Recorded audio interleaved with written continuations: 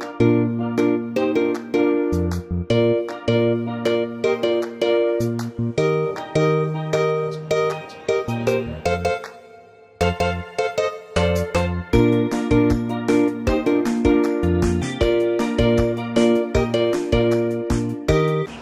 everyone, good morning again, and now we're going to explore the city for day 2.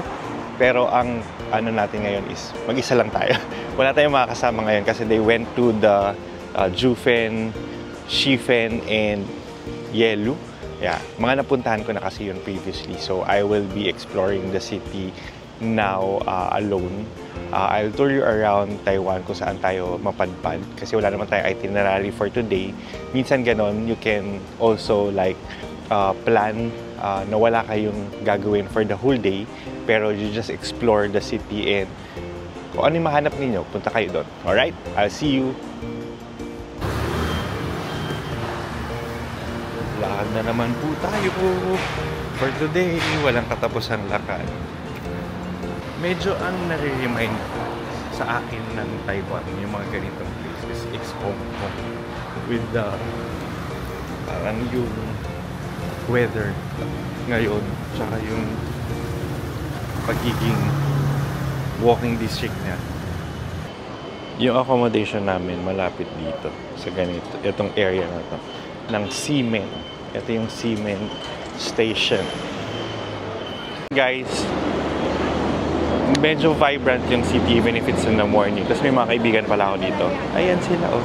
Nag-i-explore din sila dito sa Taiwan. Ang cute. And feeling ko ito yung commercial district nila. Kasi ang daming mga promotions ng mga brands dito sa gitna na to. Para siyang Shibuya. Oh, ganun. O, diba? Ayan. Tcharan! Mahanap ako ngayon ng nakakainan kasi hindi pa ako nag-breakfast. Yung accommodation namin, wala siyang breakfast.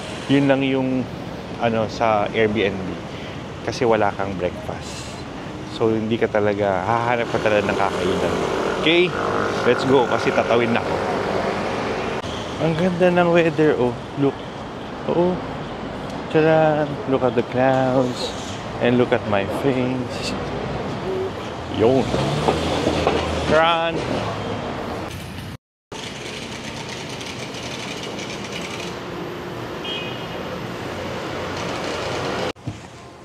Mag-brunch tayo dito sa may J&J Cafe. Yung J&J Cafe. So, J&J Cafe, yan siya. Hindi siya yung company niya. Pero J&J Cafe. Let's try. This is my coffee. This is a sea salt latte. And we have the breakfast. This is pulled pork. So this is barbecue pork. May kasama na pala siyang mga ganyan. Okay. Ang sarap.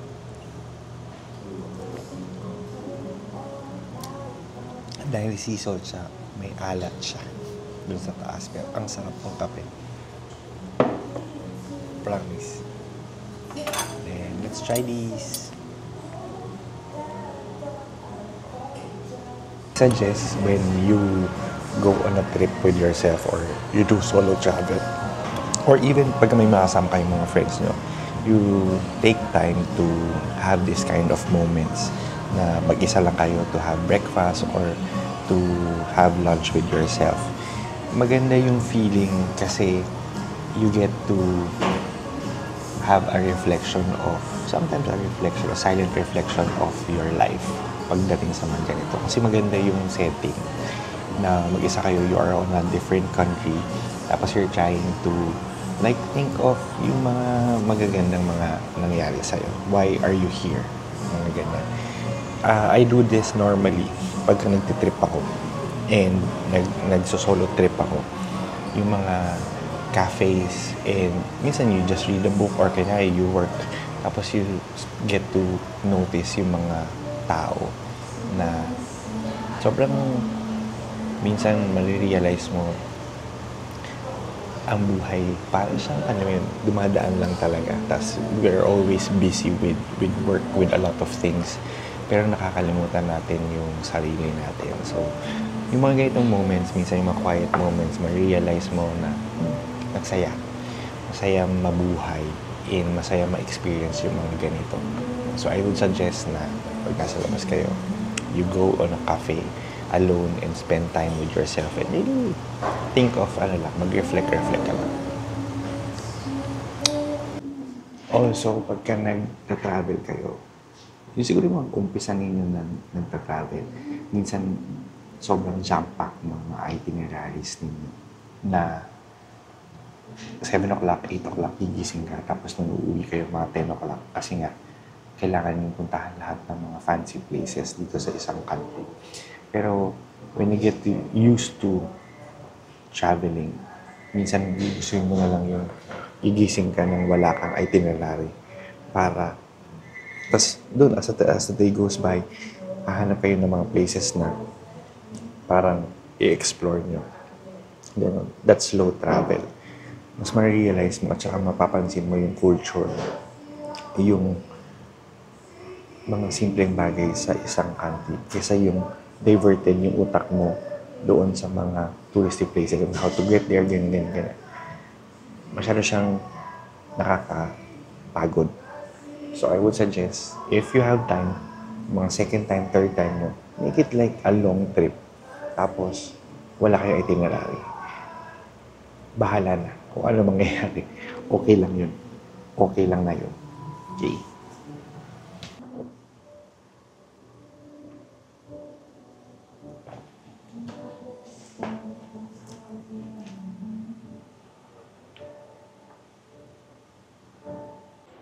Ayun guys, so I had a great breakfast doon sa J&J Cafe and maganda siya. Parang small business siya ng mag-asawa and masarap yung food nila, especially yung coffee and also yung breakfast. Alright, now yung sinasabi ko nga kanina, I think maganda na mag-solo travel kayo kasi maganda yon at least ma-experience ninyo na to travel alone and also have time for yourself and like look at yung brighter side of things. Wow, ganon. Okay? So make sure na mag-visit kayo ng cafe o kaya mag-hangout lang kayo ng lunch ninyo mag-isa. Tapos meet nyo ulit yung mga friends nyo. Tulad mamaya, mag-meet kami ulit ng mga friends ko ng gabi. Alright?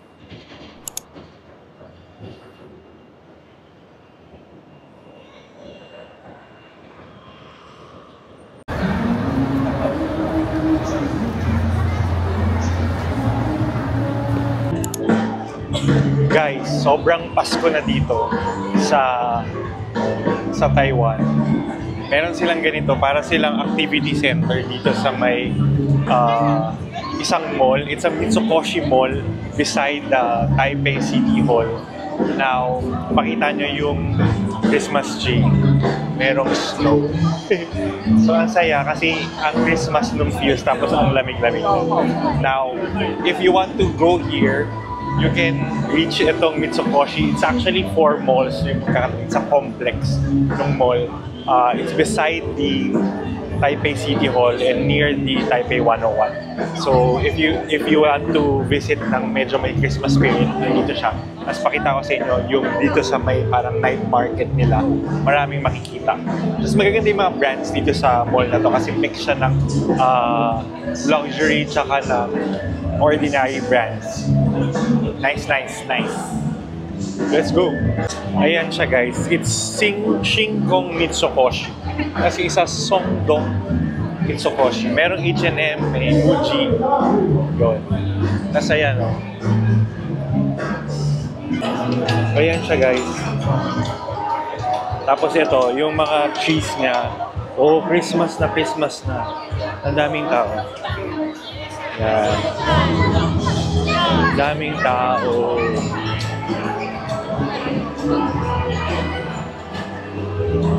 Ganda oh.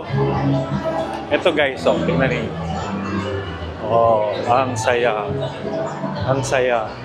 Kasi meron ng Christmas lights and mga night market dito. Ayan, mga Christmas markets guys. Kung makikita ninyo, nasa likuran. May mga parang European Christmas ang title. So, international yung mga brands. I mean, I think yung mga delicacy ganyan na pwede mong bilhin. So, kasama ko na naman ulit sila. Another food trip. Another food trip in Rohe Food Market or Night Market. If pupunta kayo dito, syempre gabi, kasi night market siya. Tapos, kailangan nyo bumaba dun sa Songshan Station. And then you'll walk towards this night market. Ano bang kakainin mo, Juice? Kung ano yung nakikita ko. Hindi ko alam eh.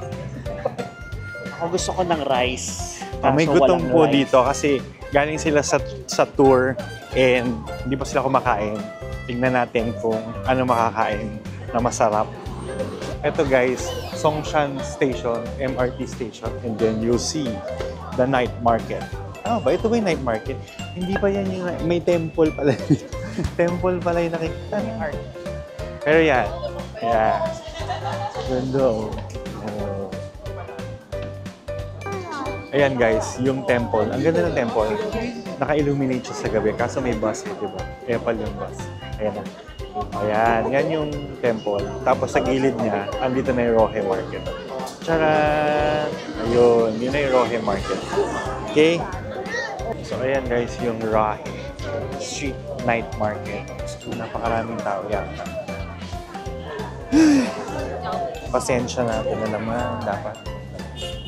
Dito na naman po tayo. Kakain tayo sa Rohe Street Night Market. Daming tao.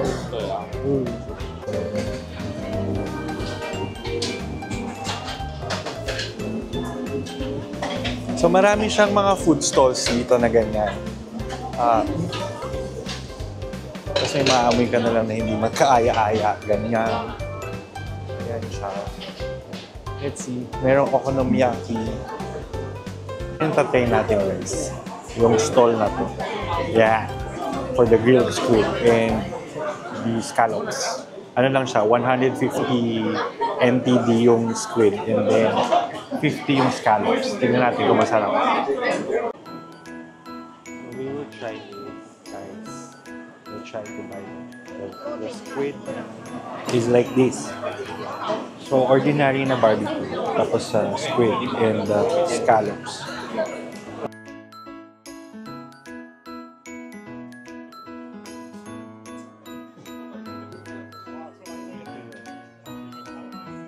Guys, bumili siya ng pork bun. Pakita mo yung pork bun. It's So, cooked fresh. Refreshing. Yeah, masarap siya. Bilhin nyo to. Pinakauna siyang stasyon sa pagpasok sa Rohe. Magkano siya? 60. New Taiwanese dollar for one. Okay. Ano siya nakakabusog? Okay. Guys, napakadaming tao.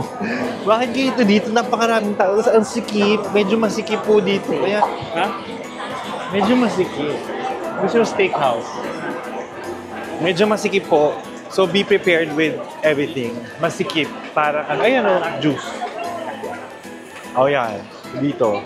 Tapos, mahaba siya. So, kung ikot kayo, ikutin nyo muna, tapos nun, balikan nyo. Ganun. Kasi makikipagsapalaran talaga kayo. Dito, Kels na. Yes. So, yan. Kung gutom na kayo, bumili na kayo ng makakain nyo kagad. Tapos lakad-lakad kayo. So, meron mga pork ribs. Tapos guys, ayun, ganyan siya kadami. Tao. Ganyan. Buti na lang malamig. Kasi kung hindi, ayan, yan ang sasalubong sa inyo. Tapos maraming mga ganyan. Tapos meron iba, mga mahahaba yung pila. In fairness, alam mo na pwede mong kainin. Ganyan. Pansin ko, yung food, para siyang street food. Ganyan. Di ba, Kevs? Yes. Para siyang street food. Street food talaga siya. Street food. Ugbo. Tapos, Ugbo sa Tondo. Sa Tondo. ano yung ugbo sa tundo? Ganito, night market. Sa Tondo. Tapos mga ganyan din bibili.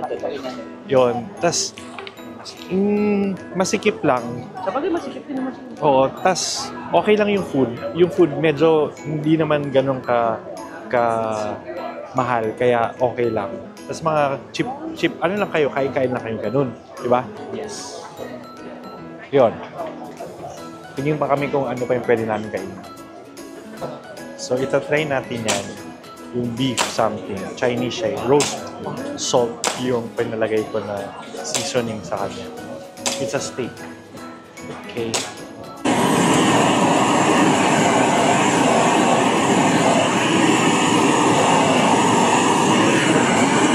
So, we're trying the beef with roast salt. Maalat siya kasi nga may salt. Pero yung beef, tender naman siya. Tapos parang, I would rate this one 8 over 10 also. Masarap siya pagka may kanin siguro. So, meron na naman kaming nabili. Ay, si Kevin pala nabili. Yung fried dumpling. Tama? Yep. Fried Magkano dumpling. siya? 60. 60, tas ilang pieces yung dumpling? Siguro mga 8 to 10. Mga 8. Pakita mo sa kanila yung dumpling. Yeah. Yan siya, guys. Nakalagay sa ganyan. $60 yan. Ano namang lasa? Kamusta? Okay naman. Steam siya. Hindi siya ano. Hindi siya fried. Hindi siya fried. Steam yung nakuha. Pero crispy yung labas. Okay naman. Oo. Overall, ano? Overall, Over 10. 8 over 10. Okay. sarap guys. So, merong mga bigla na lang maaamoy ka. Okay. Tapos, bigla na lang may sisigaw sa gilid ng mga, mga nagtitinda. Ganun. This one, guys, is a durian. Ano to? Grilled durian with cheese. Tatry ko na yung durian. Grilled durian with cheese. Let's see.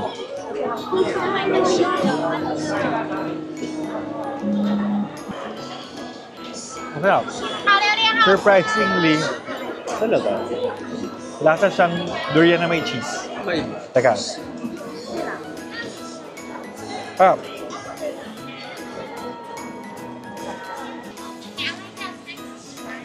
Yeah, yun nga. Kasama nga na may durian. Parang medyo creamy siya. Tsaka creamy and savory. Tapos yung durian tangy taste niya. Malalasahan. Okay siya. $100 ang isa. Anong? 8 Ano, over Joey? 10. 8 over 8 10. over 10 for masarap din. Oo, something unique, diba? Yeah. Diyos ikaw, ano sasabi mo? Something new. Kasi ngayon pala ako nakakain ng durian. Ngayon ka pa nakakaya ng durian? Ng fruit. Okay. Ako bilang gusto ko ng durian, okay naman siya. Something to try na different. Pwede mo palang ipagsama ang durian fruit tsaka cheese. Tapos lulutuin mo siya. Masarap. Magaling. Ayan guys, meron silang mga ganyan naman na mga upuan. Pero dun sa mga stalls lang yan na merong soup. I think. Kaya meron silang pinaprovide na upuan. Pero most of the time, kung bibili ka dito, nakatayo ka. Ayan siya. Ma-exit na kami. Pero, ayun guys, this is the end of our day 2 here in Taipei. So nakita mo naman pumunta tayo dun sa Rocky Market. Okay siya, maganda yung experience. Kaso sabi ko nga sa inyo, be prepared with standing up while eating and also makipagsiksikan mo sa ganun kadaming tao. Okay yung mga food selections nila. Mix siya ng mga street food tsaka ng mga merong soup tsaka may rice. If i-rate ko, okay din naman pumunta dyan for experience. Though meron din naman makikita mo siya sa ibang mga night markets, I think, here in Taiwan.